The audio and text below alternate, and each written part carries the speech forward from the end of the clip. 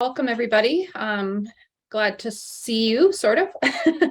All I see is the screen right now. Anyway, my name is Melora Serediuk, and I am a registered nurse, and I work as a nurse navigator for Palliative Carelink.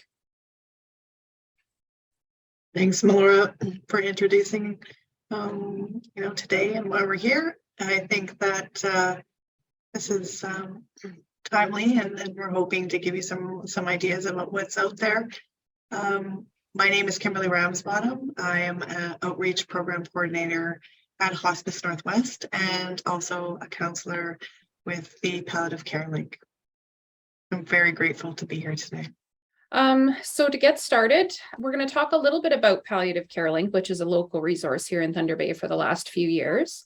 But we wanted to sort of start out with what is palliative care before we even touch on the services that are there, because I think there's still a lot of questions and fear around the word palliative. And, we hope to lessen people's concerns around that today and be able to maybe clarify some things and answer some questions that you guys might have. So palliative care. Palliative care is sort of an approach to care. So oftentimes you may hear somebody say, well, my aunt is palliative or my wife is palliative. It's not a label we want to give somebody. It's actually more of an approach to care. So it's an approach that focuses on quality of life for clients and their families when somebody's diagnosed with a life-limiting illness. This is generally an illness that doesn't have a known cure. And so it's meant to relieve suffering and to try and allow people to optimize their quality of life so that they're content enough and are able to function in an acceptable manner. It's very holistic. So it's not just about pain and symptoms. It has a lot to do with our spirituality, our relationships, our finances, and any kind of social issues that we might be experiencing has a huge impact on our quality of life. We wanted to sort of review the terms for people who may not be familiar with it. So a palliative approach to care is an approach that aims to improve the quality of life for individuals and their families with life-limiting illness by reducing their suffering through early identification, assessment and treatment of pain, physical, cultural, psychological, social, and spiritual needs. So the holistic assessment, as we discussed. A life-limiting illness is a chronic disease or condition that doesn't respond to curative treatments and can be reasonably expected to cause the death of the client within a foreseeable future.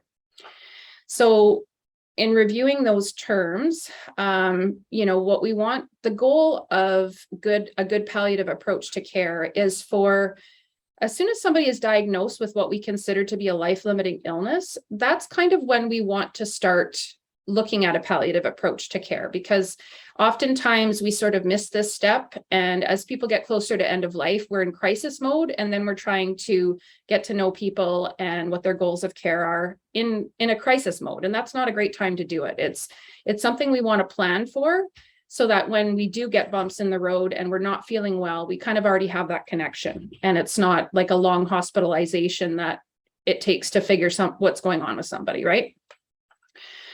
I usually like to review this slide as well, because there is a lot of fear around the term palliative. There's still a lot of people using the word palliative in a sense that actually, in my opinion, means end-of-life care. So a palliative approach to care is something we want to initiate as soon as you're diagnosed with an illness by your physician or by your nurse practitioner that is life-limiting. Palliative approach to care could last months to years. The goal in this stage is to get to know people, talk about what their goals of care might be, introduce the whole idea of what a palliative approach to care might mean.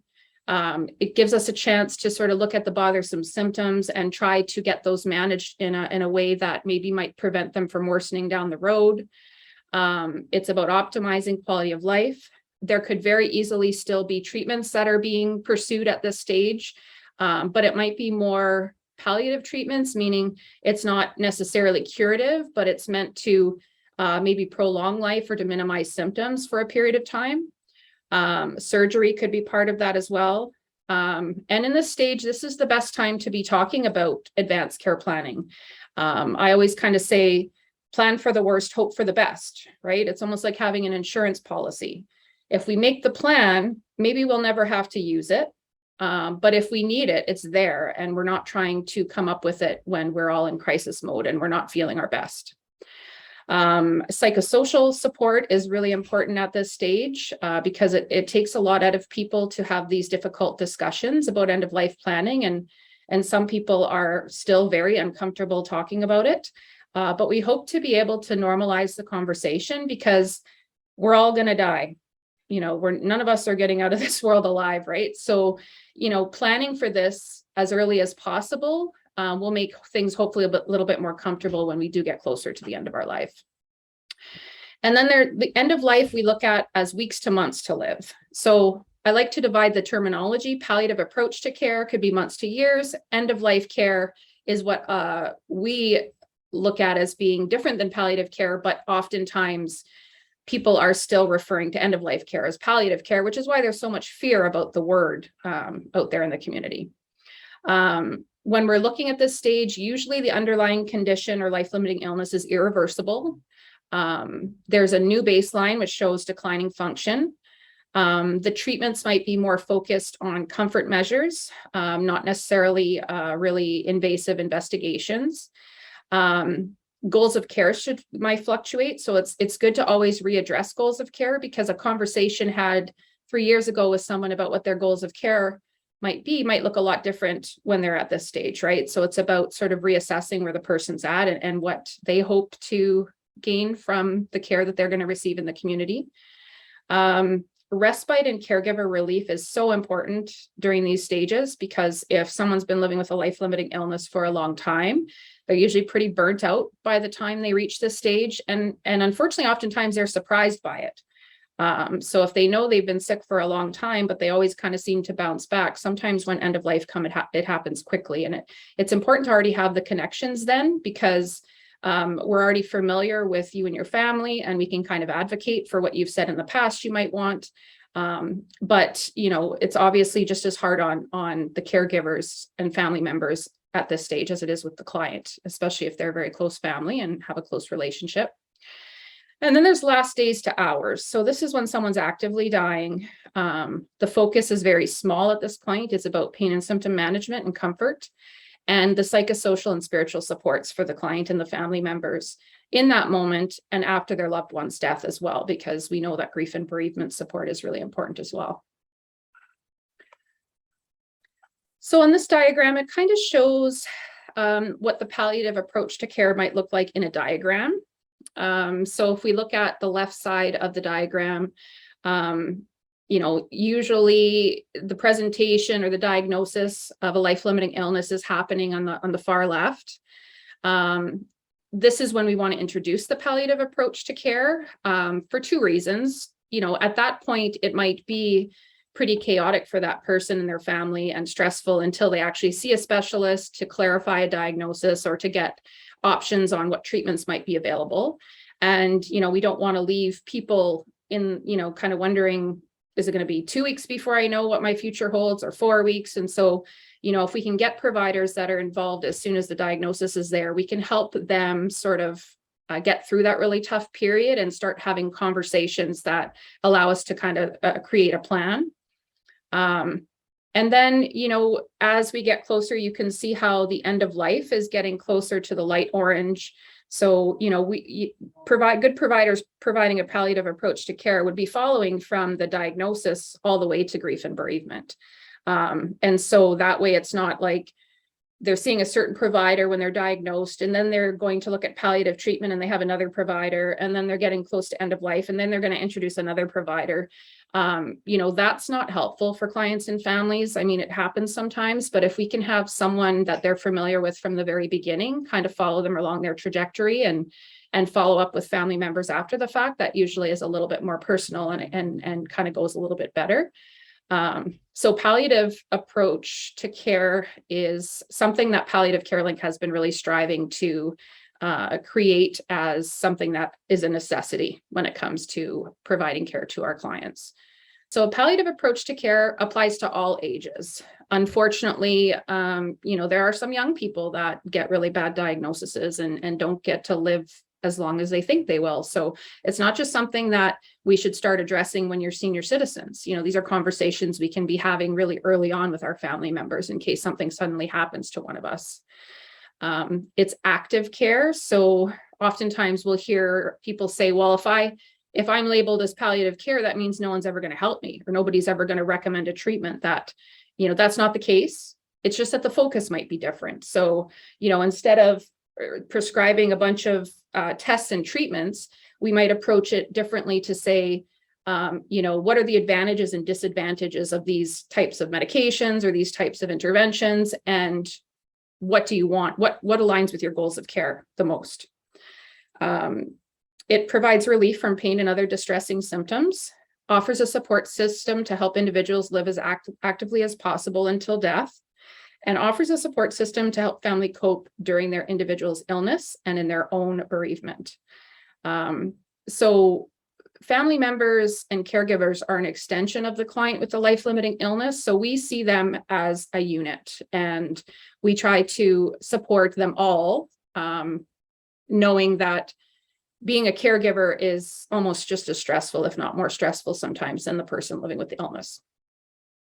What a great intro to what the palliative approach to care is. And really, you did such a great job of even just relaying it in a way that, so many people would benefit from that palliative approach to care. And I really think on as a read at the time of diagnosis is, of a life-limiting illness, or an incurable progressive disease, is when this is really important that we find who can provide that approach and who would be the people that we can connect with to help us with that care that we need.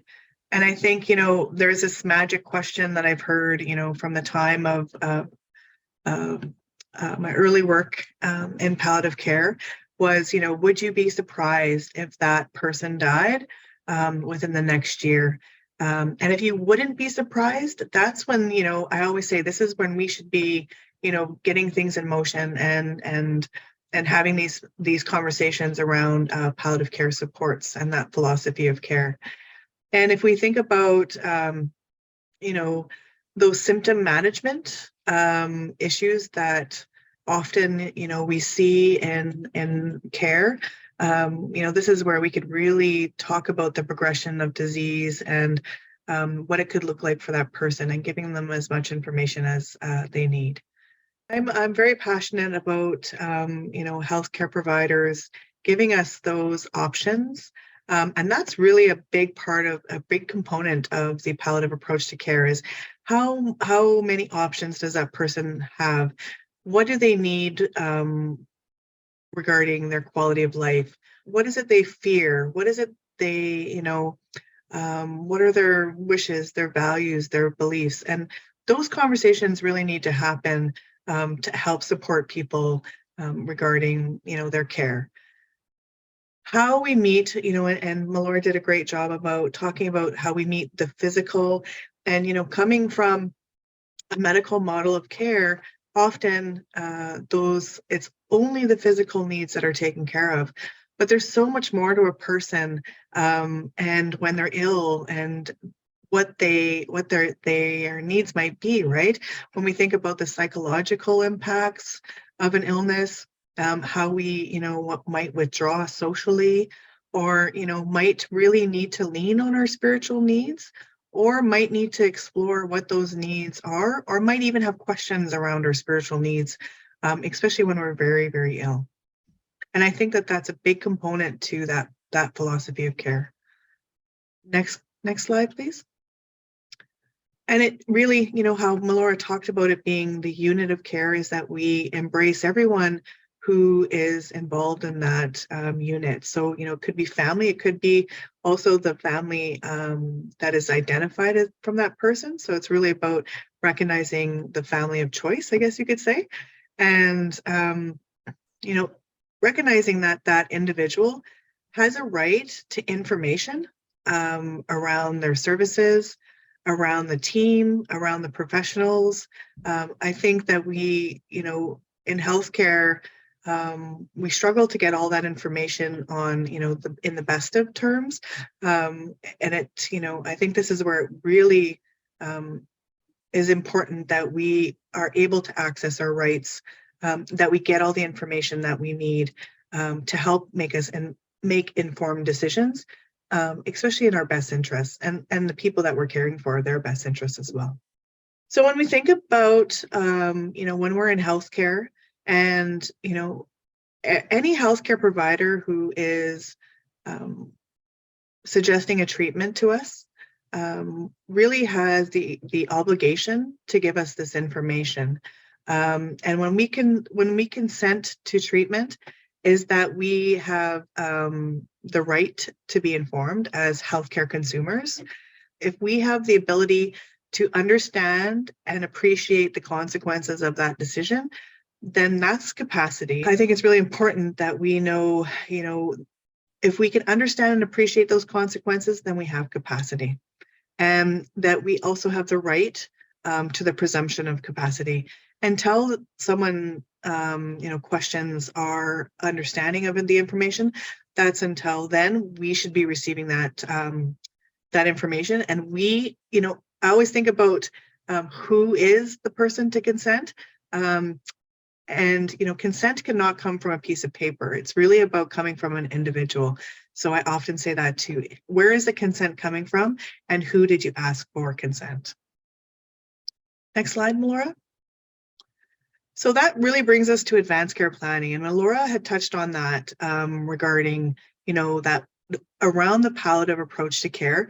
We talk about advanced care planning because it's so important that we recognize the individual is the expert of their experience, and understanding also too that if we're not having conversations around what's important to us, that people might not know. And if we're in a position where we are unable to speak for ourselves, they might not know, and that can leave a lot of feelings of, if they have to make a treatment decision based on our best interests, but they don't know what our best interests are, that could leave them with feelings of guilt.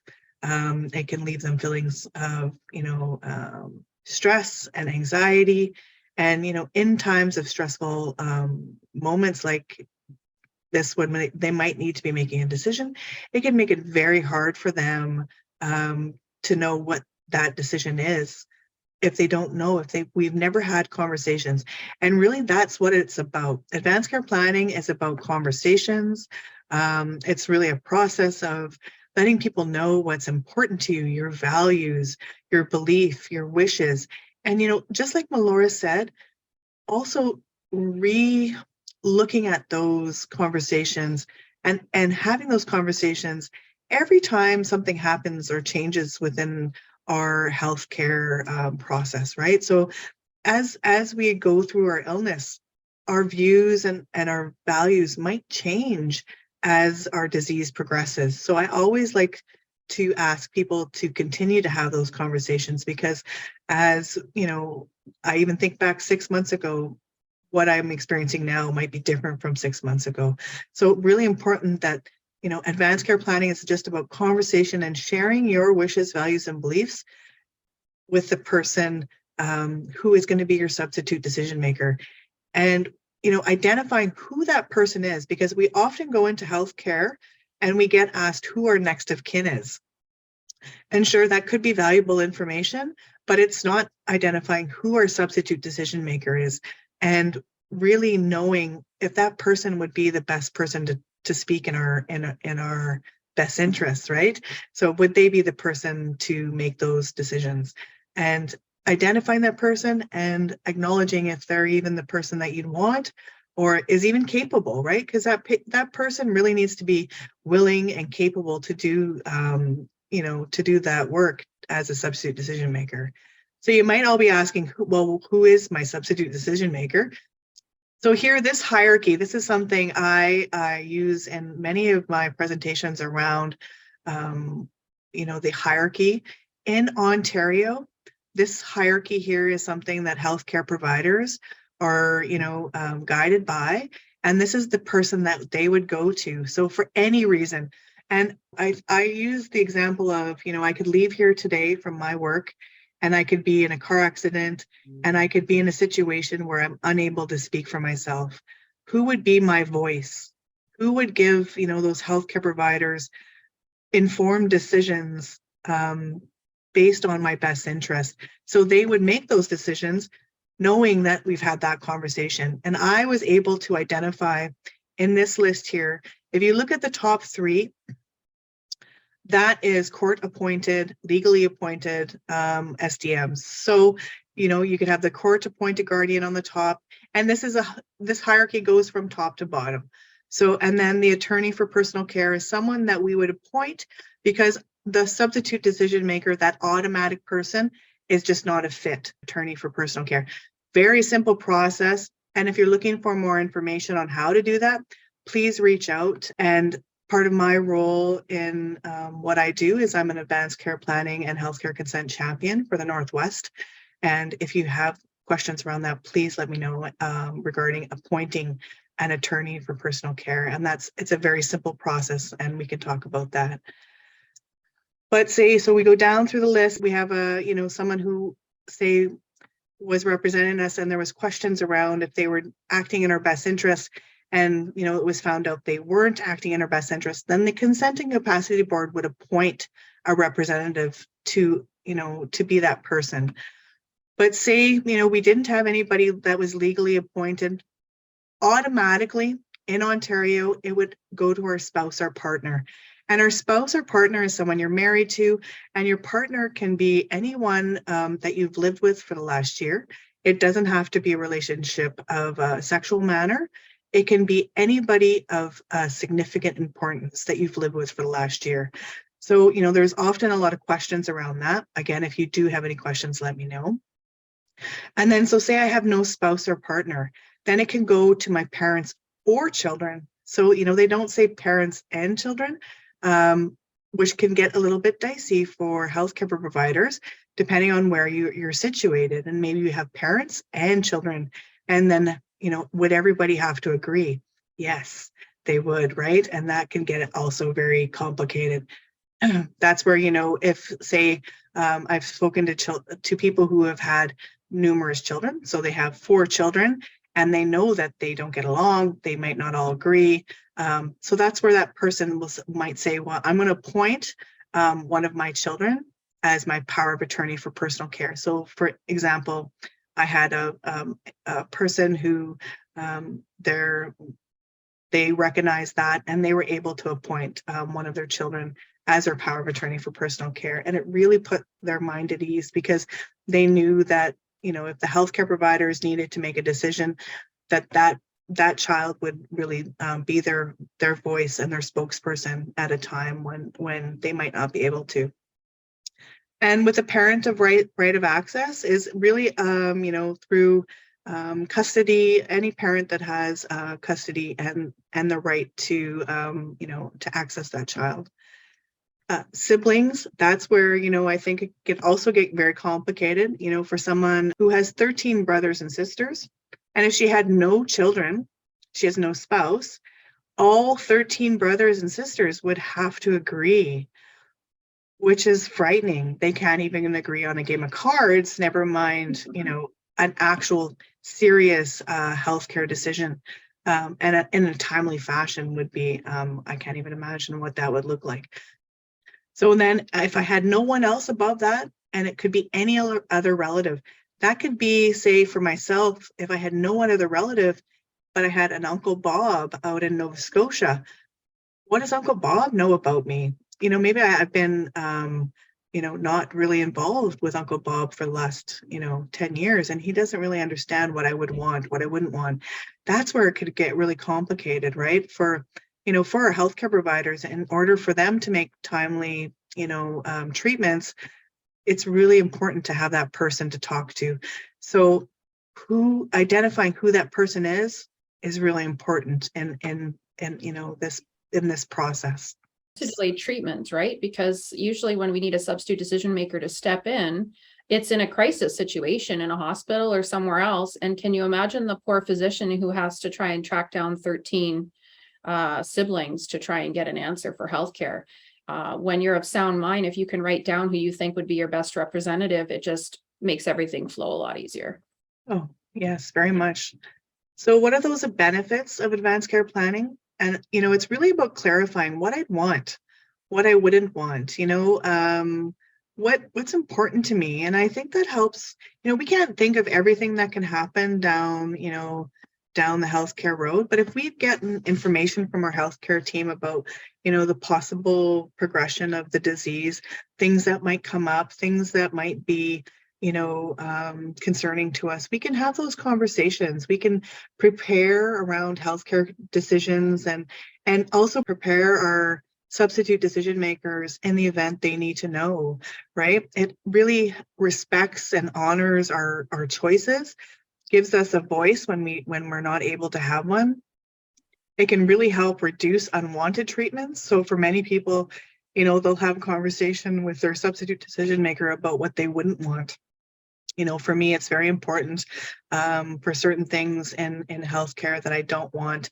And my substitute decision maker, they know that, right? They understand what's important to me because, and I even think about, when we talk about all those things that are important to us around the palliative approach to care, even socially, who would I want in the room if I was, very ill and I wasn't able to speak? Would I want certain people there? Would I want certain music? Would I want certain ceremony? Would I want certain traditions that would be, important to me and important to my family? I can't say how much that really affects the grieving process after, is when people know and people are on the same page and there's no doubt about what that person wanted. It alleviates the guilt of not knowing, because it's that guilt that people feel after. They're like, did I make the right choice? Did I do the right thing? We didn't have those conversations. We always felt, like Melora said, it was too early until it was too late. And, it can really lessen those grief reactions after, because I can't say that enough. I work in grief and loss, and I see those grief reactions and a lot of exaggerated grief after, because they're not able to know if they did the right decision. It's really the best gift you can give your loved ones while you're capable and of sound mind to be able to voice what you would like to happen even after your death. It allows your loved ones to just grieve the loss of you and have good memories of you, not have the stress and distress of sorting through the emotions of having to make really tough healthcare decisions and wondering if they've done the right thing. So I always look at it like the best gift you can give your family ahead of time.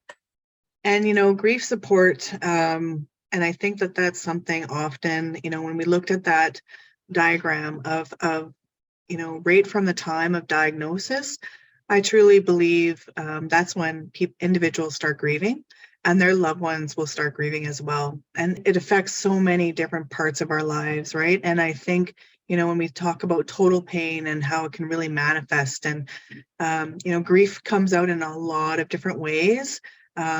And even while we're going through the process of, maybe we're losing our physical abilities, maybe there could be, loss of job, loss of, relationships, lots of loss along the way, and independence for some, depending on their illness and how fast it's progressing. But there's so many things around grief, and grief support is so essential around that palliative approach to care, because we recognize that at the time of diagnosis, that often people will start grieving, and as well as their family members as well. So how are we, addressing it, and how are we supporting individuals who are grieving? So something that, my work at Hospice Northwest, we, this grassroots organization really started 25 plus years ago, around the idea that they wanted to help support people around the palliative approach to care, and how could they help do that, and their families as well. And it was really about developing a volunteer organization. It's not for profit. There's no fee for it, which is, we know in the time and age right now that's not paying for something, it seems like it's too good to be true sometimes, right? But they recognized really early on through that palliative care philosophy is that they needed to help support people who were also grieving. So, the volunteers would help support families and individuals with life-limiting illnesses, but they also recognized that grief support needed to help be in place as well. And how they started doing that was they started with Hearts and Hope workshops. And that was really, a 6-week to 8-week program workshop that helps people identify what grief is, how it manifests, how I need to actually work through that grief in order to get to the other side, kind of thing, because people often try to dodge it, or push it away, put it under the rug, put it up on the shelf, and often are not dealing with that loss and their grief. And they were, there was a lot of struggles around that. They could feel stuck. They're not moving forward. They're not coping. So they identified this Hearts and Hope group, and it was something that was developed here at Hospice Northwest, and they help support quite a few people every year through this workshop. And I even know Melora is one of the facilitators of, the Hearts and Hope workshops, and it's something that's really valuable to community members and just supporting them around their grief and loss journey. Circle of Friends is something that, we do workshops every month, two workshops every month that just help with different strategies, different coping methods of grief. So there, like we just had a music and grief workshop, music and nutrition, or grief and nutrition, how to different ways to cope, because there's not just one way for everyone. Everyone will have their own journey around grief. It's about finding what supports you need and accessing those supports. We have one-on-one support here. So we have grief-trained volunteers that help support individuals through compassionate learning or listening, right? And compassionate, creating that space that allows people to just discuss what they need to, and a safe place without comparison or judgment or, anyone trying to figure out the answers for you. Because again, it's really about finding your own way.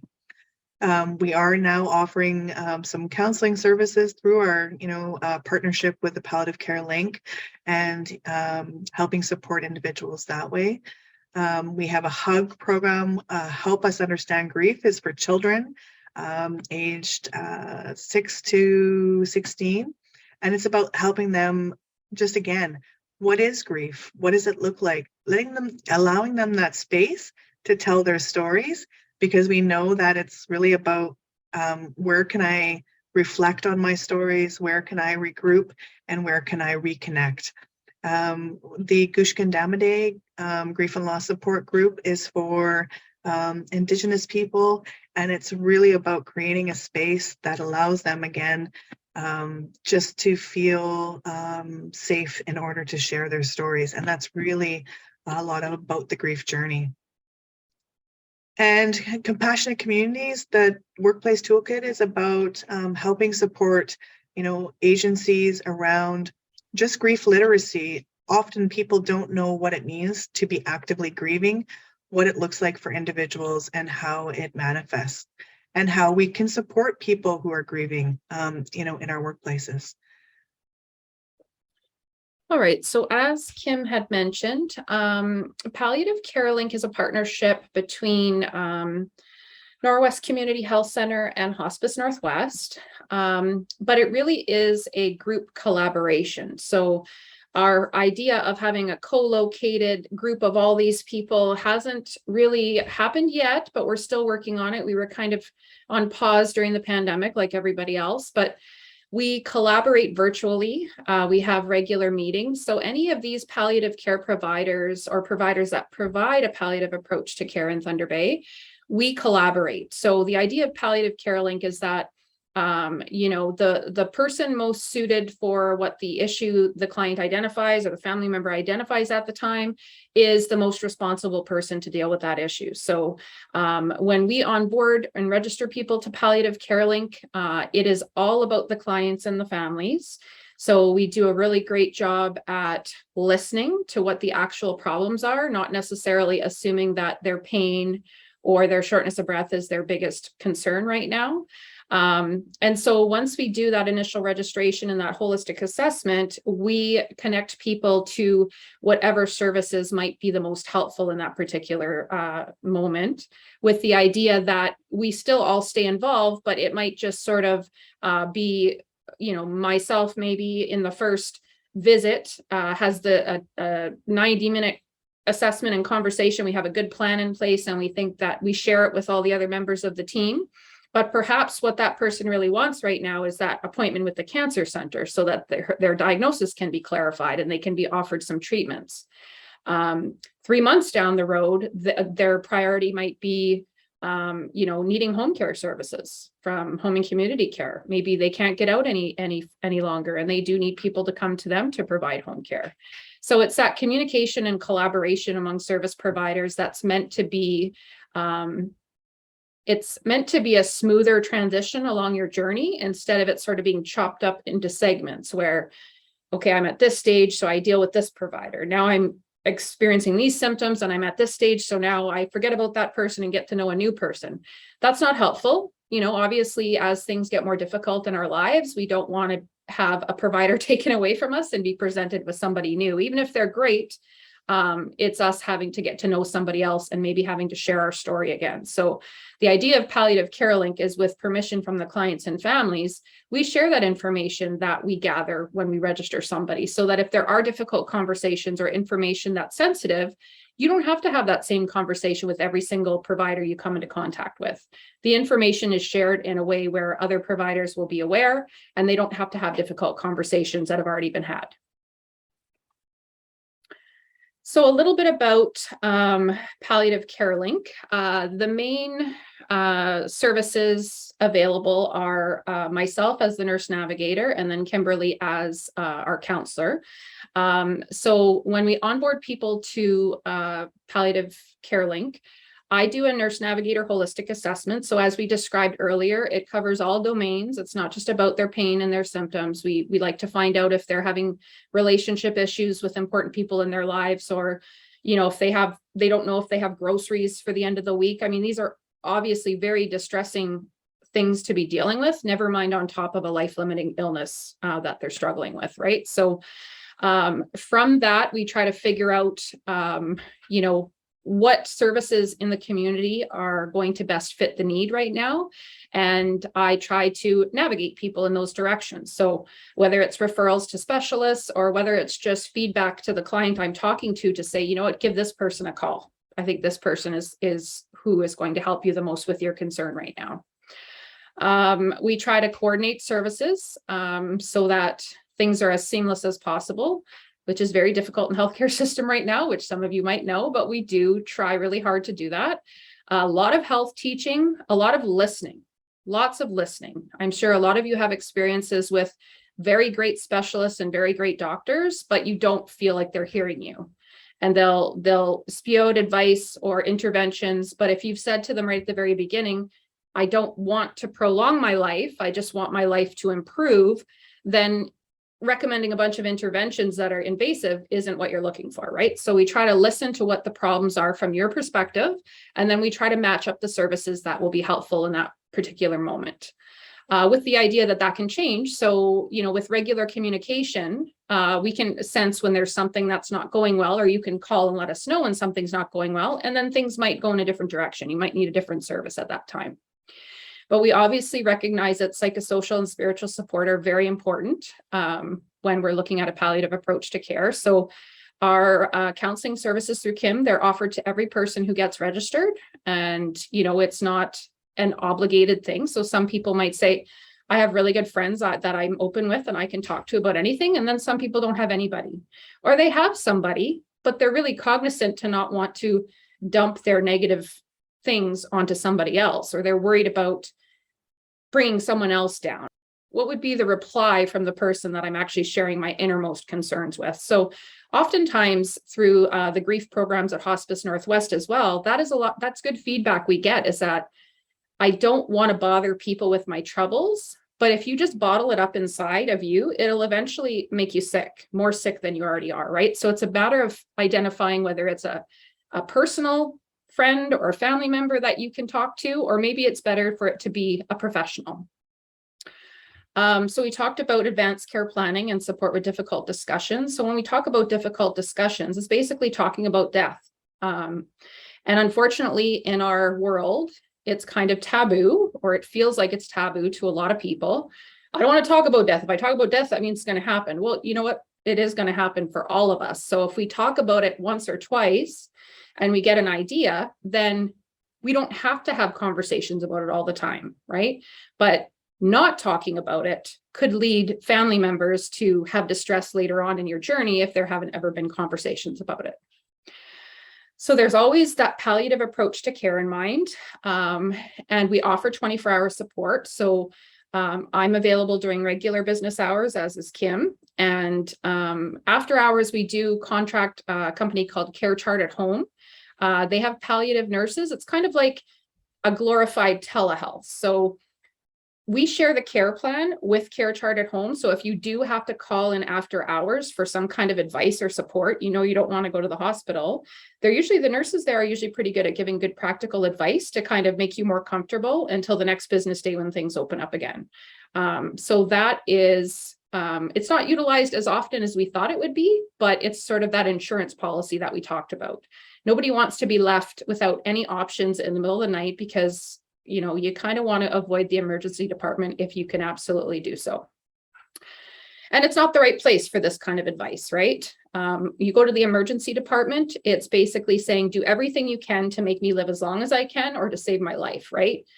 So usually people who are looking at a palliative approach to care who present to the emergency department, they're usually not happy with how they're treated there. Not that you'll be treated badly, but it's not the focus or the goals of your care. Like it ends up being something a lot different. So it's nice to have somebody after hours who understands and gets it, right? We advocate for our clients and family members across all care settings. So, you know, if your concern isn't specifically with our program, but it happens to be with your home and community care services that are coming in, we'll call your home and community care coordinator and we'll have a conversation and we'll find out what we can do to improve things if there's anything that can be done. With the goal that you know, your services are received in the setting of your choice when they're needed. So it's not like you end up in a hospital admission and you're trying to get services that you really actually wanted to have at home where your family was. You know, we want people to have that choice and to plan for it so that hopefully if there's a crisis or an acute situation, we can manage it in the community. That's the goal. Of course, grief and bereavement support is offered, as we discussed previously. So oftentimes programs will discharge clients and families as soon as that person dies, as soon as the client dies. We recognize that that's not a great way to do things because initially when someone dies, we're just living on adrenaline and trying to put one foot in the front of the other and take care of business. But 2 to 3 weeks to 4 weeks to 5 weeks after that is when people are left to kind of deal with their emotions. People get on with their lives and you're still left feeling all that grief. And so that's when we don't want people to feel like they don't have a contact who understands them in the community. And then the big piece is coordination and assistance with pain and symptom management. So we do have regular rounds 3 times a week with the Palliative Carelink providers so that we can discuss mutual clients and make sure that we're collaborating in a way that the clients and families would want. So how can Palliative Carelink help? Palliative Carelink is meant to kind of onboard clients as soon as they're diagnosed with a life-limiting illness so that by the time they get to end-of-life care, we can pass along their needs or their services to somebody else if that's what's needed. So when I say that, usually people are well supported by their government-funded services when it's recognized that they're close to the end of their life. But we know that for somebody who might be walking around with heart failure and might be driving to play golf 3 times a week, can still die of heart failure. They can still have a heart attack suddenly. So it's not good enough to just look at somebody and look like they're actively dying and say, okay, this is imminent, this is going to happen. We want to make sure we don't lose those people who may present as being a little bit more well than others, but really are still at a high risk of dying suddenly.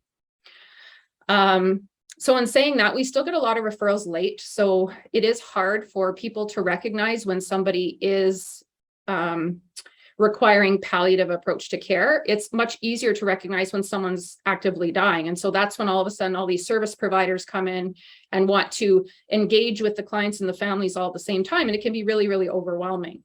So if we can catch people earlier on in their trajectory, then we can have some of this stuff taken care of ahead of time. And then, it's not hopefully so much crisis when it gets closer to the end. So we try to connect clients and their families with all the programs and services that they might need when they need them, and hopefully empower them in a way that they feel more able to meet challenges when they do arise. So it's about some education, some navigation as well, which kind of allows clients and family members to feel like they understand the system a little bit more and they know who to call when they need something. We are like a centralized sort of intake for palliative care. So the idea being that you don't need to know what you need. If you've been diagnosed with the illness, this is a great time to get involved with us, because as a navigator, that's what we help with, is to help you understand what might be the best supports right now that are available to you in the community.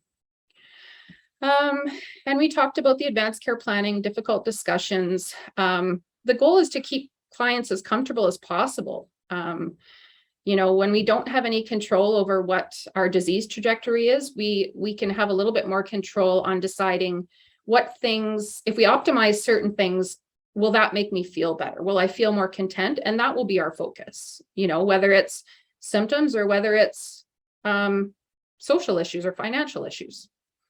And we, as I said, we are great listeners. We like to kind of gauge what our clients and families are thinking are the problems, and then try to match them up with the proper services that would be helpful at those particular times.